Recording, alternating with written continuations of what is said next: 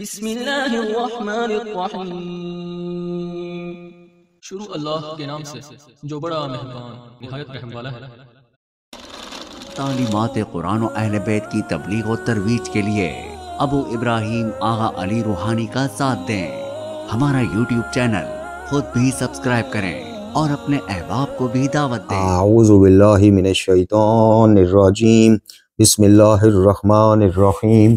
الحمدللہ والصلاة والسلام علی اہلہا، اللہم صلی علی محمد وآل محمد وعجل فرجہم۔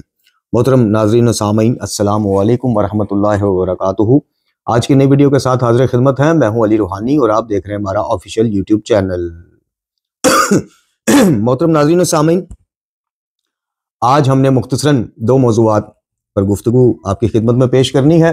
جن میں سے ایک موضوع ہے کہ قرآن مجید فرقان حمید میں اہل بیت علیہم السلام سے توسل کا خود قرآن نے سب سے بہترین طریقہ کار اور بلکہ افضل کہیں، بہترین کہیں یا ون اینڈ اونلی کہیں کہ قرآن میں جو انبیاء سے، صالحین سے، ائمہ اہل بیت علیہم السلام سے یعنی معصومین علیہم السلام سے توسل کرنے کا پہلا اور آخری طریقہ یا بہترین طریقہ آپ کہہ لیں جی، وہ کیا ہے، وہ آپ کو توجہ اس طرف دلوانی ہے۔ اور دوسرا آپ کی خدمت میں گزارش کرنی ہے کہ ہمیں جناب چھوٹا سا کلپ موصول ہوا ہے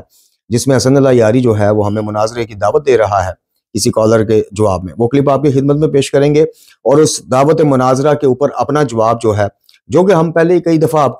کی خدمت میں پیش کر چکے ہیں، اور یاری کے جو آپریٹرز اور یاری کے جو عوارئین ہیں وہ جب ہم سے ان باکس میں رابطہ کرتے ہیں تو ان کی خدمت میں بھی بڑی دفعہ پیش کر چکے ہیں، لیکن اس کے اوپر آج تھوڑا تفصیلاً ہم واضح کر کے ایک دفعہ پھر اس دعوت مناظرہ کا جو جواب ہے وہ آپ کی خدمت میں پیش کریں گے۔ لیکن سب سے پہلے ہم آپ کی جس طرف توجہ دلوانا چاہ رہے ہیں وہ بڑا نہایت لطیف اور اہم نکتہ ہے۔ آپ یقین کیجئے کہ قرآن مجید فرقان حمید میں ہماری ہدایت کے لیے، جیسے کہ امام جعفر الصادق علیہ السلام ہمارے سید و سردار نے فرمایا کہ قرآن مجید فرقان حمید میں کسی ایسی چیز کی کمی نہیں ہے کہ جو انسان کی ہدایت کے لیے، یہ مفہوم پیش کر رہا ہوں، جو انسان کی ہدایت کے لیے ضروری اور اس میں نہ ہو، یہ امام کا قول ہے۔ تو واقعتاً قرآن مجید فرقان حمید میں عقیدہ توسل اور شفاعت کے حوالے سے بھی جا بجا ہدایات موجود ہیں۔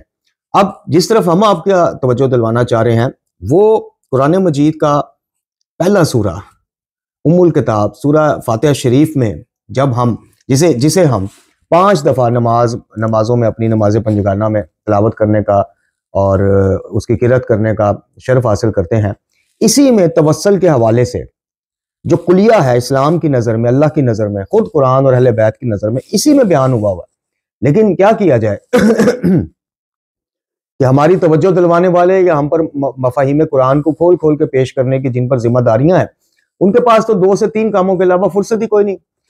اور گروہوں میں بٹے ہوئے ہیں، گروپس میں بٹے ہوئے ہیں۔ ایک گروپ جو ہے وہ ہمیں ولایت سرکار محمد و آل محمد علیہ السلام کے قریب کم کرے گا یا نہیں کرے گا،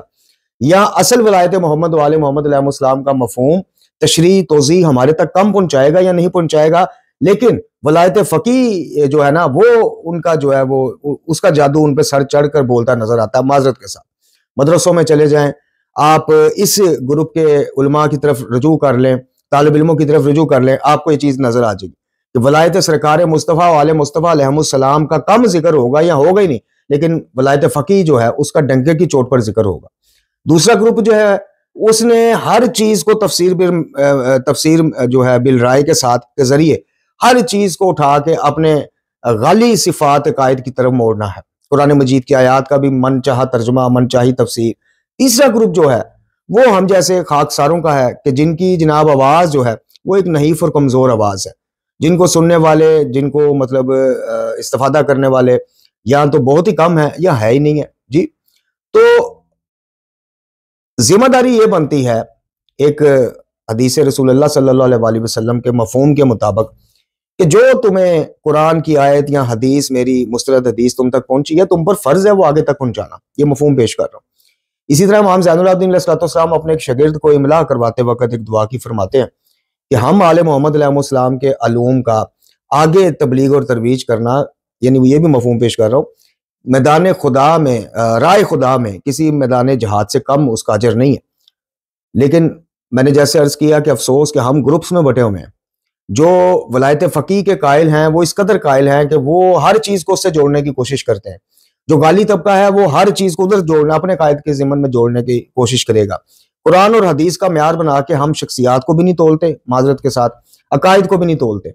جو سنی سنائی چیزیں ملتی آ رہی ہیں ہم اسی پہ اطمینان کر لیتے ہیں کہ جناب یہ فلاں عالم صاحب اتنی ان کی ایج ہے، وہاں سے پڑھ کے آئے ہیں، وہ اگر بیان کر رہے ہیں تو کیسے غلط کر سکتے ہیں. حالانکہ یہ معیار ہمیں نہ قرآن نے دیا نہ اہل بیت علیہ السلام نے دیا. ہمارے پاس جو معیار ہے الحمدللہ وہ قرآن ہے. خود نبی خدا صلی اللہ علیہ وسلم کے مطابق، ان کی احادیث کے مطابق، اور امام جعفر الصادق علیہ السلام کی احادیث کے مطابق کہ ہماری جو بھی باتیں یا جو بھی حدیثیں مفہوم پیش کر رہا ہوں، جو بھی روایتیں تم تک پہنچے، ہم سے منسوب کوئی مواد تم تک پہنچے، اس کو قرآن پہ پرکھ لینا، مطابق قرآن ہو تو لینا ورنہ نہ لینا. تو اس معیار کو ہم نے پس پش ڈال دیا معذرت کے ساتھ. ہم نے جناب شخصیات کو معیار بنا لیا کہ جناب میرے من پسند مولوی نے، میرے من پسند مجتہد نے جس کا میں مقلد ہوں، اس نے اگر یہ بات کہہ دی ہے تو کیسے غلط ہو سکتی. یہی بس چیز ہمیں لے ڈوبی. تو وہ نقطہ جس کی طرف آپ کا اشارہ، آپ کی توجہ مبذول کرانا مقصود ہے آج کی ویڈیو میں، وہ یہ ہے کہ دیکھیے اہل بیت علیہ السلام سے توسل، ہمارے ہاں توسل کا حلیہ اتنا بگاڑ دیا گیا، وسیلے کی شکل اتنی بگاڑ دی گئی کہ آپ یقین کیجئے کہ بقول ڈھکو مرحوم آیت اللہ محمد حسین نجفی ڈھکو صاحب اللہ مقامہ، ان کے مطابق کہ بالکل 15 خداؤں جیسا یہ ولایت تکوینی والا عقیدہ جو ہے نا ہمیں سرایت کر گیا، بلکہ ایک خاص مقصد کے تحت انجیکٹ کیا گیا. وسیلے کا مطلب کیا ہے؟ قرآن مجید فرقان حمید میں ہم وہ تو بڑا غیر شیعہ برادران جو ہم پہ جملہ یا علی مدد کے حوالے سے کوئی بات علمی سوال کریں تو ہم فوراً وہ آیت مبارکہ پیش کرتے ہیں کہ ایمان والو اللہ سے ڈرو اور اس تک پہنچنے کا وسیلہ تلاش کرو. حالانکہ اس سے پہلے والا بھی وہ چھوڑ دیتے ہیں آیت کا، اور بعد والا بھی، یعنی اس میں جہاد کی طرف وہ ہے. بہرحال قرب خدا کا وسیلہ تلاش کرنے کا حکم ہے. لیکن یہ وسیلہ تلاش کرنا یہ کون سا وسیلہ ہے؟ یہ ہمارے برصغیر پاک و ہند میں جو رائج وسیلہ وہ ہے یا عربی والا وسیلہ ہے، یعنی قرب، اس کے نزدیک ہونے کے لیے چیزوں کو ڈھونڈنا. تو اس کا حلیہ اتنا بگاڑا گیا کہ ایٹ دی اینڈ جو رزلٹ نکلا وہ یہ نکلا کہ وسیلے سے مانگ لیا یا اللہ سے مانگ لیا ایک ہی بات. آج معاشرے میں معذرت کے ساتھ خاص کر انڈیا پاکستان میں یہی وسیلہ رائج اور یہی عقیدہ رائج کہ آپ وسیلے سے، یعنی وسیلے سے مراد جناب امیر کائنات علیہ الصلوۃ والسلام،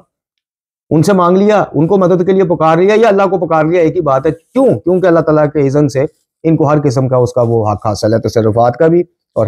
اس میں تو کوئی شک ہی نہیں کہ اللہ تعالیٰ کی رضاؤں کے جو ہیں وہ آل محمد علیہ السلام مستحق ہیں، خریدار کہہ لیں، کچھ بھی کہہ لیں، یعنی اللہ تعالیٰ کی رضائیں انہوں نے حاصل کی ہیں. اللہ ان پہ راضی ہوتا نظر آتا ہے الحمدللہ، اور اگر ان سے راضی نہیں معاذ اللہ تو پھر کس سے راضی ہوگا؟ لیکن کیا اس کا مقصد یہ ہے کہ جو ان سے راضی ہے، جس نے ان کو کرامتیں بخشیں، جس نے ان کو فضیلتیں بخشیں، بزرگیاں عظمتیں بخشیں، یعنی رب ذوالجلال نے، ہم رب ذوالجلال کو معاذ اللہ سائڈ پہ کر دیں. تو توسل کا سارا حلیہ، سارا مطلب تشریح توضیح بالکل بگاڑی ہوئی ہے. سید محمد حسین زیدی برستی علیہ مقامہ کی شیعہ عقائد کا خلاصہ اگر آپ نے کتاب پڑھی ہو تو اس پہ بھی انہوں نے اس پہ سیر حاصل گفتگو کی ہے. قرآن مجید فرقان حمید میں سورہ مبارکہ الفاتحہ شریف میں ایک آیہ مبارکہ ہے، صراط الذین انعمت علیہم غیر المغضوب علیہم ولا الضالین. اے اللہ ہمیں ان کے راستے پر چلا کہ جن پر تو نے اپنی نعمتوں کا نزول کیا، نعمتوں یا ان سے تو راضی ہوا، نعمت نازل کی. یہ گروہ یعنی اہل بیت علیہ السلام کا گروہ، گزشتہ انبیاء کا گروہ، یا اہل بیت علیہ السلام یعنی آل محمد علیہ السلام کے بعد علماء، متقین اور صالحین اور اولیاء کرام کا گروہ، یہ اس کے بارے میں آئے تھے. تو سب مانتے ہیں، سب متفق ہیں کہ صراط الذین انعمت علیہم، چلا ہمیں ان کے راستے پہ جن سے تو راضی ہوا، جن پہ تیری نعمتوں کا نزول ہوا. یہ اس نقطے کی طرف کبھی آپ کی کسی مولوی صاحب نے توجہ دلوائی ہے کہ یہ ہے وہ توسل جو اللہ تعالیٰ جس کی ہمیں اجازت دیتا ہے اور جس کی ترغیب دیتا ہے کہ مجھ سے دعا کرو کہ اللہ پاک ہمیں چلا ان کے راستے پر. اب اس سے مراد کیا ہے؟ کوئی فزیکلی ایسا کوئی راستہ ہے عراق میں، مدینہ میں، مکہ میں کہ جس پہ وہ چلے تھے تو ہم دعا کر رہے ہیں کہ ہمیں بھی اس راستے پہ چلا؟ نہیں، ایسا تو نہیں ہے. آپ بھی جانتے ہیں کہ اس کا مفہوم کیا ہے. صراط الذین، چلا ہمیں ان کے راستے پہ، انعمت علیہم، جن پر تیرے نعمتوں کا نزول ہوتا ہے، یعنی ان کے راستے پر چلا، ان کی تعلیمات پر چلا، ان کی سیرت پر چلا. میرا چیلنج ہے کہ دنیا کا کوئی دانشور، کوئی مفسر، کوئی مفکر، کوئی محدث اس کے علاوہ کوئی ترجمہ کر کے دکھائے، یعنی مفہوم بتا کے دکھائے کہ کیا کوئی ایسا راستہ ہے فزیکلی، کوئی 2-4 میل کا راستہ ہے کوئی ایسا کہ جہاں پہ یہ انبیاء اور ائمہ چلے تھے تو ہم بھی اللہ سے دعا کر رہے ہیں کہ ہمیں اس ملک میں لے جاؤ، اس شہر میں لے جاؤ، راستے پہ چلا؟ نہیں. اس کا مفہوم یہ ہے کہ ہمیں چلا ان کے راستے پر، یعنی ہمیں ان کی تعلیمات، ان کی سیرت، ان کے فرامین، ان کے راستے پر چلا تاکہ ہم ان کی نکالی کرتے ہوئے متقین کے قریب قریب پہنچ سکیں یا گناہوں سے بچ سکیں یا تیری رضا کہ مستحق ہو سکے، جو مفہوم نکلتا ہے. تو یہ وہ توسل کا طریقہ ہے جو قرآن مجید میں خود موجود ہے، جس کی ترغیب ہم 5 دفعہ اللہ سے دعا کر کے اپنے آپ کو دعوت دے رہے ہوتے ہیں.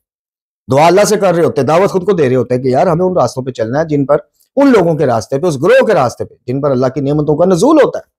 اور وہ راستے پہ جب چلنے کی ہم ٹھان لیں گے تو ظاہر ہے کہ ہم ان کی تعلیمات پڑھیں گے، ان کی تعلیمات کا مطالعہ کریں گے، اور جو چیزیں ان کی سیرت میں نظر آئیں گی اس کو اپنانے کی کوشش کریں گے. جن سے انہوں نے قرات کا اظہار کیا، بیزاری کا اظہار کیا، ان سے ہم فرار اختیار کرنے کی کوشش کریں گے. تو یہ ہے اصل توسل یا وسیلے کا ہرگز کہیں قرآن میں اور کہیں مسند اور متواتر فرمان میں، کسی ایک حدیث میں کہیں وسیلے اور توسل کا اس پرائے میں ذکر نہیں ہے کہ اس سے مانگ لیا تو وسیلے کو پکار لیا، ایک ہی بات ہے. نہ، بالکل نہ. جو بھی اس بابت آپ کو بات کرتا ہے وہ اپنے خیالات، اپنی جو ہے نا نام نہاد شیعت کے عقائد ٹوٹ نہ جائیں اس خوف سے وہ طویلات پیش کرتا ہے. کوئی بندہ، کوئی ایک دنیا میں مفکر، محدث، محقق، مجتہد، کوئی بندہ آپ کو یہ ثابت نہیں کر سکتا کہ ائمہ اہل بیت میں سے کسی ایک امام نے بھی کہا ہے کہ وسیلے کی نیت سے ہمیں پکار لیا یا اللہ کو پکار لیا ایک ہی بات ہے. نہ، بالکل. یہ جو صراط الذین انعمت علیہم، دیکھیں اس سے پہلے ہم دعا کیا کر رہے ہیں؟ اہدنا الصراط المستقیم، یا اللہ ہماری رہنمائی فرما صراط مستقیم کی طرف. پھر جب رہنمائی تو فرما دے، یعنی ہمیں قرآن و اہل بیت کے قریب کر دے، رسول اللہ صلی اللہ علیہ وسلم کی سنت اور آل رسول کی سنتوں کے قریب کر دے، تو پھر صراط الذین انعمت علیہم، پھر اس راستے پر، صراط مستقیم پر چلنے کے راستے پر چلنے کی ہمیں توفیق بھی عطا فرما. ہمیں چلا. اب وہ میں نے جیسے عرض کی کہ کوئی سڑک تو نہیں ہے، کوئی گلی تو نہیں ہے کہ بھئی ان راستوں سے انبیاء اولیاء گزرتے ہیں تم بھی گزر جو، نہیں، وہ تعلیمات ہیں، سیرتیں ہیں، سنتیں ہیں.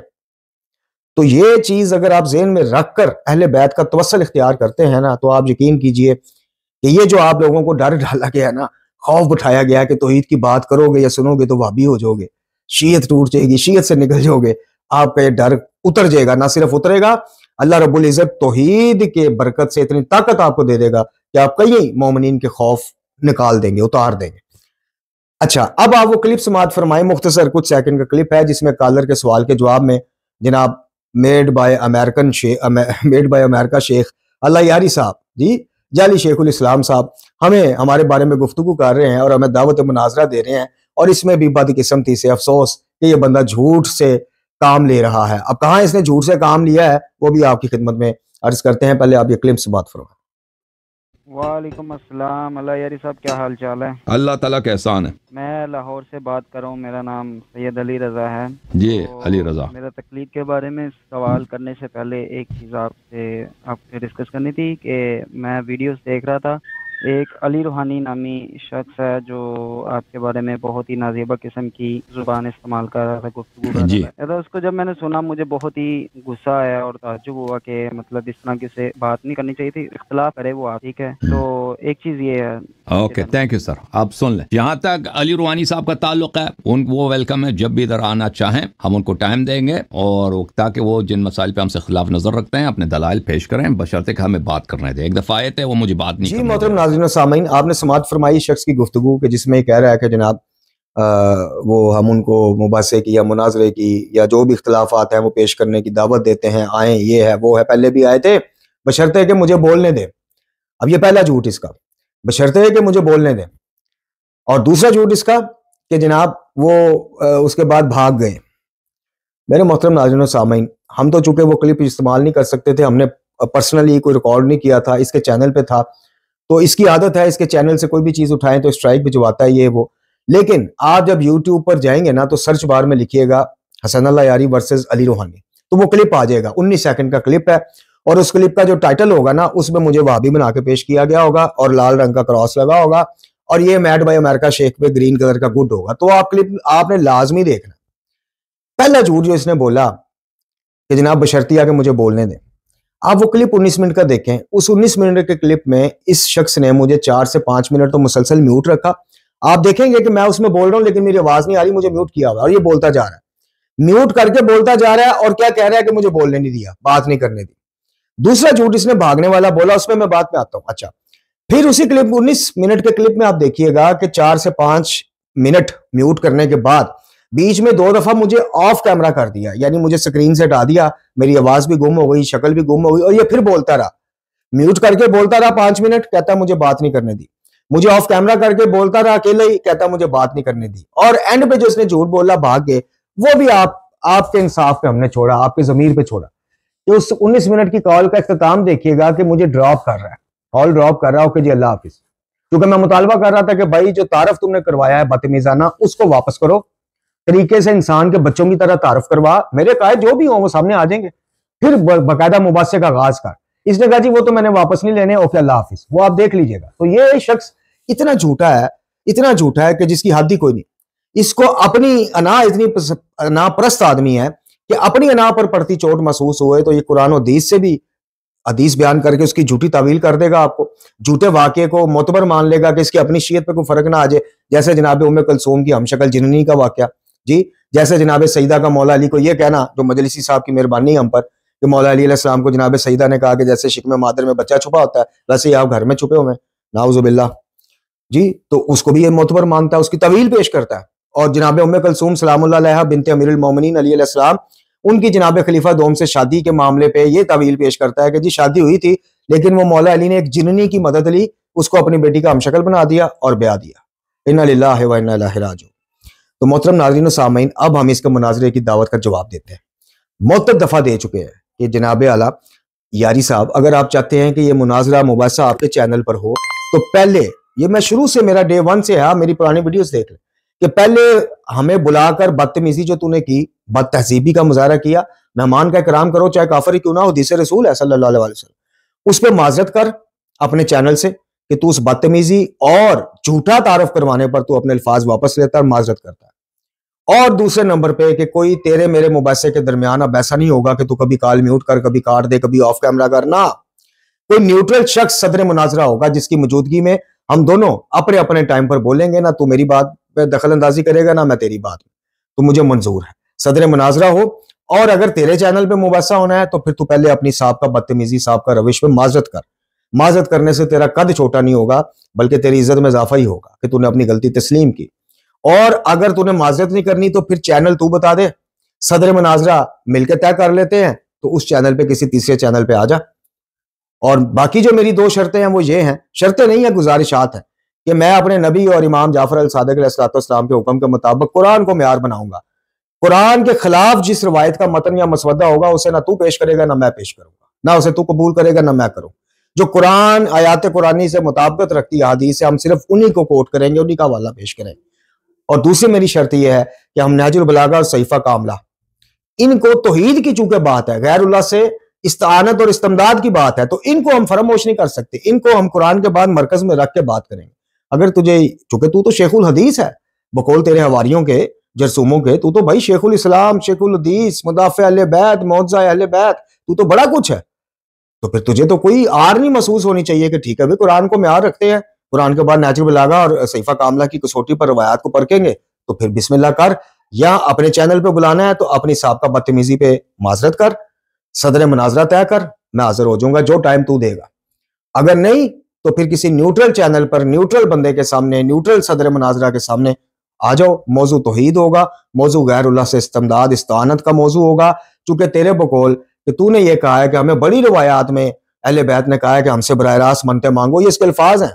منتیں مرادیں مانگو، وہ تو نے ثابت کرنا ہے۔ پھر تمہارا ایک کلپ ہے جس میں تم کہہ رہے ہو کہ نبی خدا صلی اللہ علیہ وسلم نے ساری عمر یا علی مدد کہا ہے، ہم کہتے ہیں تو ساری عمر نہیں، تو صرف ایک دفعہ آپ کی زندگی مبارک سے، ایک دفعہ آپ کے زبان شریف سے جملے ادا ہوئے دکھا دیں ہمیں، ہم وہیں پہ اپنی شکست تسلیم کر لیں گے، اور اگر تو نہ دکھا سکا تو پھر غیرت ایمانی کا مظاہرہ کرتے ہوئے تو اپنی شکست کو تسلیم کرے گا۔ تو یہ ہماری گزارشات ہیں، اس تک یقیناً پہنچ جائیں گی، کو پہنچا دے گا، تو بسم اللہ فابہا، اگر ان شرائط کو تو قبول کرتا ہے تو جب مرضی یہ علمی میدان سجا لے، انشاءاللہ فرزندان توحید جو ہیں، ایک یاری کیا 1 کروڑ چرب زبان حاضر دماغ یاری بھی ہوں، جن کو اللہ کے بعد اللہ کی توحید پر مان ہو، محمد والے محمد علیہ السلام کی تربیت پہ مان ہو، وہ کبھی خائف نہیں ہوتے، جب مرضی علمی میدان تو سجا لے، بسم اللہ آ جا۔ تو محترم ناظرین و سامعین، یہ آج کی مختصراً سی ویڈیو تھی، اللہ تعالیٰ سے دعا ہے کہ ہمیں قرآن و اہل بیت کے قریب رکھے، متمسک رکھے، ان کی تعلیمات کو پڑھنے، سمجھنے اور ان پر عمل پیرا ہونے کی توفیق عطا فرمائے۔ وآخر دعوانا الحمدللہ رب العالمین۔